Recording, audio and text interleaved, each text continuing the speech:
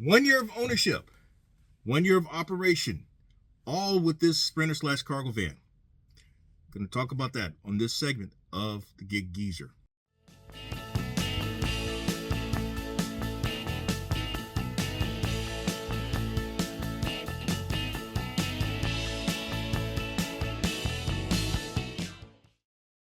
If this is your first time checking out the Gig Geezer, if you're a returning visitor of the Gig Geezer, thanks for coming by. And if you would not mind, hit that subscribe button.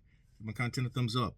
Share my content among others, and I definitely welcome your comments in the section below. Today is Saturday, December 16, 2023. And exactly a year ago today, in fact, as I'm documenting this, I was in a Dodge dealership in Cumming, Georgia, signing paperwork for this Sprinter/cargo van that I've owned now and operated exactly a year. If someone were to ask me my emotions or thoughts when on that day, as I sat across from the salesperson, then ultimately across from the finance and insurance or F&I person, it was all about just completing the transaction. As I shared in multiple segments of the Gig Geezer, I mentioned about how the course of events that transpired that week, applying for a business credit card and then deciding to go ahead on and apply for a commercial loan, all with the same bank. And then also where I had actually had a vehicle selected on Carvana, but then they told me that they no longer did commercial loans. A lot of things have transpired over the past year, most of which have been good things. And if someone were to ask me what I am most proud about, I guess it would be how things have gone pretty much close to how I've drawn it up on the chalkboard. Although there have been many adjustments that I've had to make over the past year, but by and large, on the basic strategy, which has been to the brokered opportunities, the last mile gig apps, and then the gig food delivery apps, and as I have slowly but surely, I've not talked a lot about it, but slowly gaining some traction with the cash game, things have gone pretty much as I have drawn it up on the chalkboard. Now, as I sat across the F&I person, of course, before I took the van off the lot, I already had insurance on the vehicle. I had put commercial insurance on there, the $1 million liability portion, $100,000 cargo, and then also the commercial general liability, 1 million/2 million coverage. I had all that in place. Now, some would say, why would you do that, man? It's just a van. I mean, there are ways to get around that. Well, I was looking towards down the road, in which I had already begun asking questions about dispatchers and having my own authority. What pretty much convinced me to go ahead on at some point and apply for both the US DOT number, which didn't cost anything, but then for the MC number, which cost $300. My next door neighbor, who lives to the left of me, as I've shared multiple occasions about him or referred to him on multiple occasions, he mentioned that it does not hurt having your authority. And I have come to experience why it doesn't hurt having the authority, and that the advantages are negotiating for your own rates, knowing what you're going to get paid, and also knowing, based on who you have for your factoring company, knowing that once you complete the load and then you put in for your invoice through the app. And by the way, who is my factoring company? OTR Solutions, and there's a link to the place in the description below.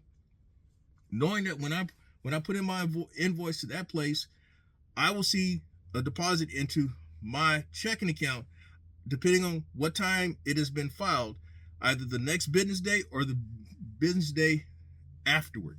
No more than 2-day wait. So those are some of the advantages of having your own authority. But I'm not getting into that uh, debate or discussion. I'm talking about 1 year ownership and operation of a Sprinter/cargo van. Now, the van that I have, because some people ask what type of van you got. I have a 2019 Ford Transit 250 medium roof van. It is a long wheelbase, 148 inches. The inner dimensions are 120 in length from door to right here in back of me. 54 inches between the wheel wells, and then 72 inches in height. By and large, I've been able to transport pretty much whatever I have booked or whatever I've been able to secure by gig app or book based on my interactions with a broker. By and large, I've been able to fit everything in this van. I have shared, and on this segment of the Gig Geezer, there was one situation in Charlotte where that didn't happen. But by and large, I think that's an accurate statement. Now, some will ask, well, what about your driving experience, the operational part, the mechanical part? For the most part, I've had no problems. I'm always up under the hood checking on things. There are some things that will need to be addressed. I would say based on preventative and routine or scheduled. There are some things that I'm going to have to take care of in the ensuing weeks. But by and large, I've been up under the hood pretty regularly. Frequent oil changes, checking of fluids, things like that. My biggest outlay, other than oil and gas, has been on tires. I've put out altogether so far about $1,700 on tires. 2 sets of tires, a used tire that's used now for my spare tire, and 2 new tires that I put on the van just this week. In fact, it was mentioned in this segment of the Gig Geezer. Now, the first set of tires, they needed to be changed. The first set of tires, I noticed the wear on the tires, blah, blah, blah, blah, blah. And so I put on a new set. I made the mistake of not having a front end alignment done. And so I actually mentioned in this segment of the Gig Geezer that it was more of a stopgap measure. But what I didn't think was that the tires are going to wear out that fast. But having a front end alignment would have saved me having to buy a second set of tires. Now those tires by and large have worn well. It just so happened though that this week I had to get 2 tires because, one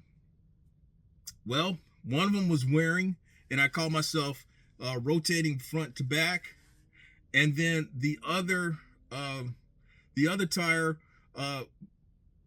I bumped up against a curb while completing a last mile delivery opportunity, and it blew out the tire. I mean, just one of those things. And so 2 tires, not fun having to put out that type of money.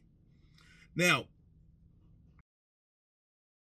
the other thing with this van, when I took the van off the lot, I guess that's when you do worry what you got yourself into. Yes, I test drove the van. There was some conversation about the van and so forth. As I mentioned already, vans are kind of hard to come by this time last year. I'm pretty sure that if I were to try to get into it now, I could probably find this van for probably another $5,000 less, the same van. But timing is everything. And so I guess you say I may have been a little headstrong doing what I was doing, getting into it when I did. My main thought, though, was that I noticed with the gig food delivery apps how the hypersaturation of my market and other markets had gotten to a point where I don't think that I would be in a position where I'd be earning 6 G's a month on a consistent basis as I have. And I felt that what I need to do was put myself in a position to have greater earnings capacity. This is a very common thought that I have expressed throughout 2023. And as it turned out, I was correct. If I compare earnings from 2022 to 2023, the difference is at least 25%, but pushing 30%. So, in fact, it is closer to 30%, if not 30%. In fact, here are the numbers. So uh, my making that decision was the right decision. As I look ahead to 2024, my thinking is that I'm looking to position this business, this delivery and transport operation, to where it's going to last a few years down the road, and maybe there is a succession in place. Don't know if it's going to be my daughter. I don't know who it's going to this business is going to hand off to. It may just go to my queen. I don't know. But it's nice when you have a business and you have certain things in place that you may be able to sell the business for some money. And that's not a bad thing. But I'm also looking to scale the business in terms of equipment and maybe when it comes to personnel. These are things that I've thought about.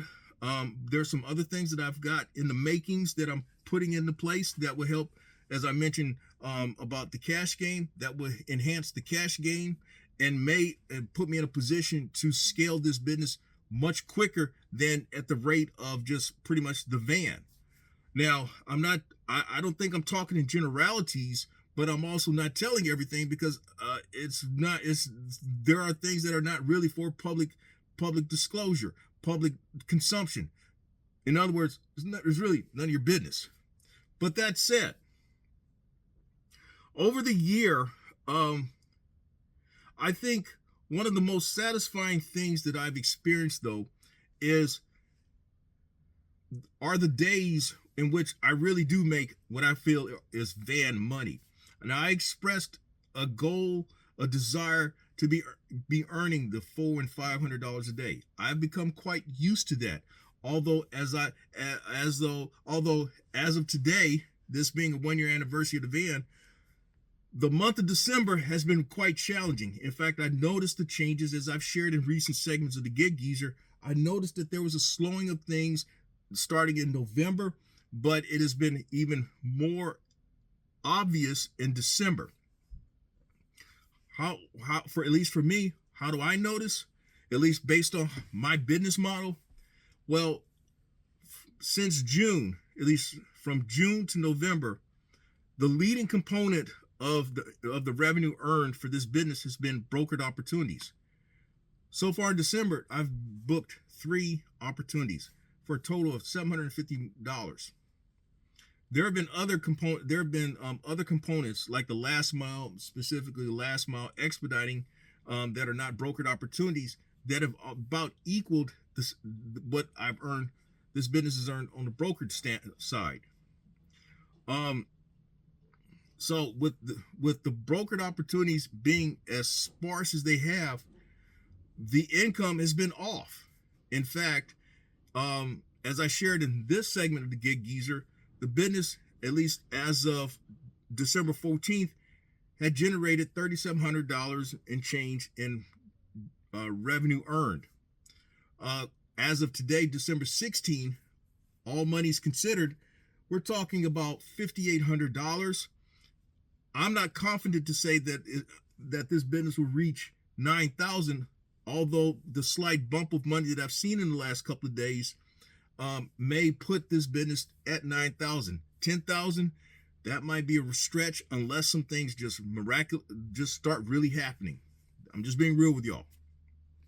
Now, from a business standpoint, again, pretty much the way I've drawn things up on the board has pretty much gone the way I've expected. Have I had some financially, this business has produced a profit every single month. I know that I've gone back and forth with some viewers, some subscribers about expenses, but if I were to throw those numbers up, in fact, these are the numbers. I'm not going to talk about them, but I'm putting up the numbers so that you can see them. As you can tell, this business operation has produced a profit. It has operated in a profit throughout 2023. With respect to revenue, from December 17, which is the first day that this van was put into service, till today, December 16, this business, this delivery and transport operation has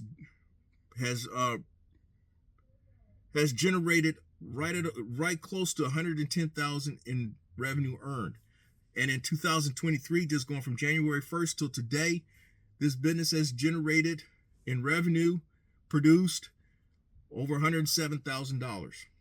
Okay, so um, for those who have been interested in looking to get a Sprinter/cargo van, what you do with the van is really your business, as I shared in this segment. But if you're looking to do it for delivery purposes or transport purposes, money can be made. However, it's all in how you go about doing things. How a lot of it is on you, and some of it could be market. I'm not gonna be naive not to say market, because market has a lot to do with it. If you're a market where it's a freight market, you may have opportunities to with the gig apps and also the brokered opportunities. Where I'm at in Columbia, South Carolina, while Columbia is the geographical center of the state, Columbia is not a good freight market. For that matter, Columbia is not, in many respects, a good app market. Yet somehow I've shown, at least on YouTube, that some money can be made based on how you work the market or how you work the region. And I think that's the main thing. You have to sometimes widen your radius of operation in order to make things work. Now, the biggest thing for me has always been that I've shared early on in many of the segments this year how I've been able to be home every night to see my queen. That still holds true even in December. I can share with you that I've been on the road where I've not been home at the Geezer compound that same night on a handful of occasions. The occasions were 3 trips to Texas and also an opportunity up to Virginia. One other thing with this operation, this delivery and transport operation, this business has driven through 9 states and has had actual delivery opportunities for money in 7 states. The states that I have traveled through are South Carolina, North Carolina, Virginia, Texas, Louisiana, Georgia, Mississippi, Alabama, and Florida. I had to write them down. And then the states in which I've delivered, where I've had actual delivery or money earning or revenue opportunities, were South Carolina, North Carolina, Virginia, Texas, Georgia, Alabama, and Florida. The states that I've not were Mississippi and Louisiana. So I've driven a lot of miles. I've seen a lot of states, but the goal has always been to really, am I thinking local first, then regional, then over the road? However, with respect to money earned, it's been brokered opportunities, last mile, and then gig food. Somehow it works for me. It may not work for you, but it works for me.